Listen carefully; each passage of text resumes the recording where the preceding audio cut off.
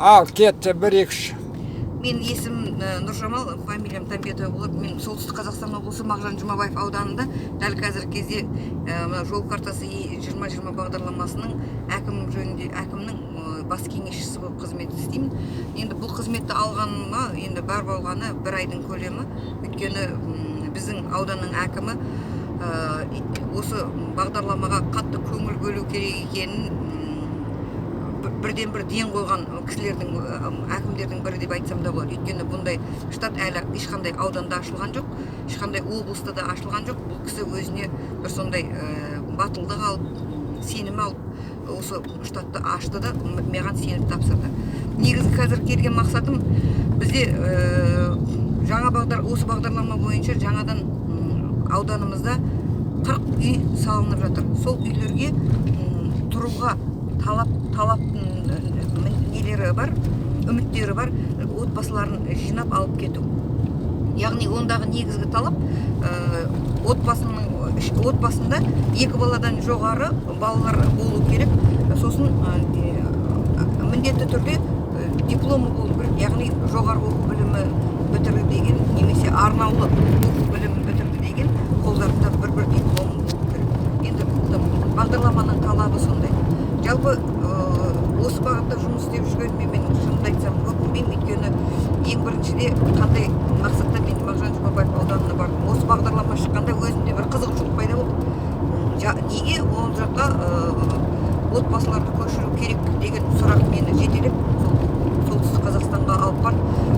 Ол кезде әлі бұндай үгіт-насихат жүрмейтін, бірақ естігеннен кейін аудандық әкімшіліктерге қоңырау шала бастадым. Осындай бағдарлама шығып жатыр екен. Сол жақтан келген әкімдердің немесе сол жақтан келген мамандардың жаңағы байланыс телефондары болса берсеңіздер, мен солармен хабарласып сөйлесіп көрсем дегенде, осы маған Мағжан Жұмабаев ауданының әкімінің телефон нөмірін беріп, бүгін ол кісінің алдымен бірінші сөйлескенде ол кісі орысша жақсы сөйлейсіз бе деп сұрады. Сосын онда сұхбатты орысша жүргізейік деп екеуміз орысша сөйлестік. Сосын барып ол кісі айтты, сіз біздің ауданға жарайды екенсіз, сіз алдымен келіңізді көрсеңізші деді. Соның ұсынысымен мен сол Мағжан Жұмабаев алдымен бармас бұрын интернеттен бәрін ашып көріп алдым. Қанша мектеп бар, қанша халқы тұрады, жалпы немен айналысады, әкім қай жердің жігіті, неге ол жаңағы осылай ұсыныс жасап мені шақырды деген ойлар мазалады да, интернеттен барлық дүниені көріп алдым. Содан кейін бұл өзінің сол кезде істейтін Гүлфира Шарафуллаевна әкімнің орынбасары, осы әлеуметтік жағын басқаратын кісі, сол кісіге дайындаған. Ол кісі дереу звондап хабарласты да, қоңырау шалды. Сонымен шақыра кетті. Бардым, көрдім. Жергілікті жер маған ең бірінші ұнағаны табиғат болды. Орманның ортасы, мен өзім өмір бақи арман едім, осы бір орманның ортасында аралап жүрсем екен, сондай орманның ортасын көрсем екен деген. Ананы көрген соң мен табиғатқа құлай кеттім. Содан мен барғаннан кейін маған бірден жұмыс табылмады. Ауданның білім бөлімінің бастығын шақырды. Вакансияның бәрі жабылып қалған, өзім кеш барғам. Ауданның әкімі жаңағы Гүлфира Шарафуллаевна ол кісіге қолға салды. Осы кісіге қайдан тапсаң да жарты ставка жұмыс тауып бересің. Ол кісіні мен қайтып артқа қарай қайтара алмаймын. Содан аннан-мұннан әйтеуір қолында тірлік болу керек, жарты ставка жұмыс тауып керек. Сол жұмысқа орналасып приказ жаздым да қайттан артқа қайтып кеттім. Сол енді қайтып 2 айдың көлемі дегенде әзер бардым. Өйткені барайын десем, бұл жақтан ол кезде осы жақтан документ дайындау керек. Сол документті құжаттарды дайындауға 1 ай уақытым кетті. Ол құжаттарды дайындаудың барысы деген өте ауыр болды. Сосын астымдағы мәшинемді мен тастап кетейін десем болмайды, сатып кетейін десем өтпей жатыр. Соның өткенін күттім. Сонымен не керек, 2,5 ай дегенде қайтадан Мағжан Жұмабаев ауданына бардым. Сөйттім де берілген жұмысты кірісіп кеттім. Тұратын үй жоқ. Бір жер сол ауылды елді мекеннен бір квартираны таптық та, сол квартираға Ол қай жыл еді? Қай жыл? 16 жылдың күзі болатын. Сонда 15 жылдың күзі. Содан не керек, жаңағы квартираға 10 мыңнан төлеп бітір, алатын айлығым 50 мың, 10 мыңға квартираға кетеді, 40 мыңмен күн көрдік. Келесі жылы мектептің директоры менің жұмыс істеу қабілетіме өзі қанағаттанған болу керек. Білім оқу үрдісінің меңгеруші қызмет істеңізші, маған сіз сияқты азаматты жіберу ешқандай мен мүмкіндікті пайдалану керек дегеннен кейін сол мектепте оқу ісінің меңгерушісі жұмыс істедім, директордың орынбасары болды. Содан енді әкімге бардым, менде үй жоқ, жай жоқ, мен осылай жүре беремін, маған бір қандай мүмкіндіктер бар, мен соны пайдалансам болады ма дегенде, жаңа Гүлфира Шарафуллаевна ауыл мен дипломға деген бағдарламаны сізге біз сол бағдарламаны ғана ұсына аламыз. Құжат жинаңыз, қазір бізде бюджетте ақша бар, сол бойынша үй табыңыз да, сол бойынша ақша аударып берген үй алып алыңыз деп. Сосын сол мүмкіндікті пайдаландым. Ауыл мен дипломға деген бағдарламаны жазылдым да, содан кейін үй таптым. Сол үйдің егелерімен келістім да, сол үйді солардан сатып алып, ана ақшаны оларға аудара қойдым. Сонымен үйлі аяқ астында бір айдың көлемінде үйлі бола қалдым. Ол Қанша ақша еді сол кезде? Сонда үй 2,5 миллион, а маған 4 миллион ақша шығарып берді.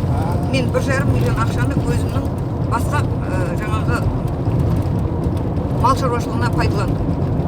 Жаңағы мал алдық, тауып, ол кезде қаз бақтық, үйрек бақтық, әйтеуір сондай өзіміздің шаруашылығымызға бақтық. Өзімізге керекті көп дүниелерді сатып алдық сол кезде, сол артылған ақшаға. Міне сонымен жұмысымыз дөңгеленіп жүріп кетті, Құдайға мың қайтара шүкір. Одан кейін ол мектепте жұмыс жасап жүрген кезде аудандық білім бөлімінің бастығы бір емес бірнеше рет шақырды. Мен екі ретінде отказ жасадым. Мен негізі карьера қуып келген адам емес едім. Мен мал шаруашылығымен айналысуым керек, мына жұмысқа байланып қаламын дегеніме көнбестен үшінші рет шақырғанда ұялғанымнан аудандық білім бөліміне өтуіме тура келді. Сөйтіп ол кісінің оң қолы болып жұмыс жасадым онда. Одан аудандық білім бөлімінде бір жылдың көлемінде жұмыс жасап, енді биылғы жылы бірнеше жұмыстарды жоспарлап ары қарай сол аудандық білім бөлімін көтереміз деп отырғанда әкім шақырып алды. Әкім шақырып алды да, мына бағдарламаны, мемлекеттің бағдарламасын қол өзінің деңгейіне дейін көтермесек болмайды.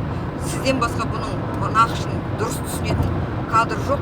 Осы мен сізге бір бөлек штат ашып берейін, бір бөлек кабинет берейін. Менің бас кеңесшім боласыз.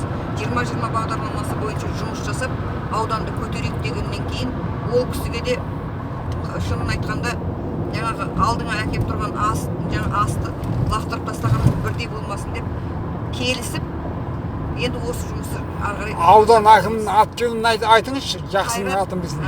Қайрат Қайруллаұлы. Қайрат Қайруллаұлы, Мағжан Жұмабаев ауданының әкімі. Солтүстік Қазақстан облысы азамат екен.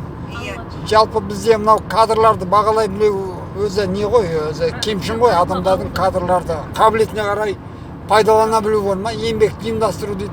Мына әкімдеріңіз, Қайрат Қайруллаұлына үлкен рахмет, сізді бойыңыздағы қабілетіңізді, қасиетіңізді бағалап тура орныңызға қоя білген. Қазір одан сізде ұтып аласыз, сізде ләззат алып аласыз, мемлекетте ұтып жатыр, ауданда ұтып жатыр. Және Қайрат Қайруллаұлына да бағдарламаны орындау барысында үлкен жеңілдік туып қалған секілді. Қанша адам апардыңыз сол жаққа қазір? Енді айта берсең, мақтанғандай боласың, бірақ осы мен жұмыс жасаған бір айдың ішінде мен 12 семья апардым. Енді қазіргі менің міндетім... Осы 2019-ның тамыз айында ғана, иә? Тамыз айында ғана. Оған дейін басқа кадр істеген, ол январьдан осы тамызға дейін 22 семьяны ұйымдастыра алған. Мен осы 1 тамыздан осы сентябрь айдың 29-ына біз отчет жасаймыз. 29 августта мен өзі отчет тапсырғанда 12 семья апарылды. Оның ішінде 56 жаңағы адам санымен есептеледі, 56 адам саны, оның ішінде 18-і жұмысқа жарамды. Олардың барлығы түгел жұмыспен қамтылған, жұмыссыз жүрген ешқайсысы жоқ. Міне осылай біз әр айдың соңында отчет тапсырып отырамыз. Ендігі менің қазіргі негізгі келген мақсатым осы жаңадан салынып жатқан үйлерге претендент дейді ғой енді. Үміткерлер. Иә, үйге үміткерлерді алып кету. Яғни оларға дұрыс түсіндіру, ол барысын ол үйлерге алғанда олар ештеңеден ұтылмайды, көп нәрседен ұтатынын дұрыс бағыт беріп түсіндіре алу. Яғни мынау халық не кейде сұрақты дұрыс қоймайды. Бізге қандай жеңілдіктер деп. Жеңілдік емес, мүмкіндік. Осы жеңілдік пен мүмкіндіктің арасын ажырата алмай келе жатыр. Осыны мен жіктеп айтып беремін. Сіз барған кезде ешқандай бағдарламасыз бардыңыз, иә? Бағдарламасы Кейінірек бар, бірнеше айдан кейін барып, әлгі мектепке қалай дипломмен ауылға бағдарламасын іліктіңіз. Еңбек бағдарламасын әліге алдыңыз ба кейін? Ол еңбек бағдарламасы енді шығып, енді әлі іске асыру мәселесі қиындау болып тұрған кезде бұл бағдарлама проект ретінде лақтырылып қойылған, бірақ жұмыс жасау барысы әлі беймәлім, түсініксіз дүниеде болып тұрған кезде. Кейін біз осы бағдарламаны ары қарай көтере бастадық. Мына бағдарламамен уже адамдар бұл бағдарламаны көтердік, сосын үгіт насихат жүргізе бастадық. Оның кейін ішіндегі көшіп келіп жатқан отбасыларына кішкене жеткіліксіз дүниелерін жеткізіп отырдық әкімдерге. Былай жасаған дұрыс, ұсыныс тастай отырдық. Сол ұсыныстарды бізге әкімдерге жіберген ұсыныстарымызды ол кісілер одан да жоғарыға жеткізіп, соның арқасында бағдарлама дәл қазіргі кезде өзінің біраз деңгейіне дейін жетіп қалып, әлде де кемшіліктер бар. Бірақ соның өзінде қазіргі осының өзі үлкен жетістік болып тұр біздер үшін. Ал ендігі біздің жаңағы бұл бағдарламаға 20-шы жылы тоқтайды деген бізге солай айтқан 20-20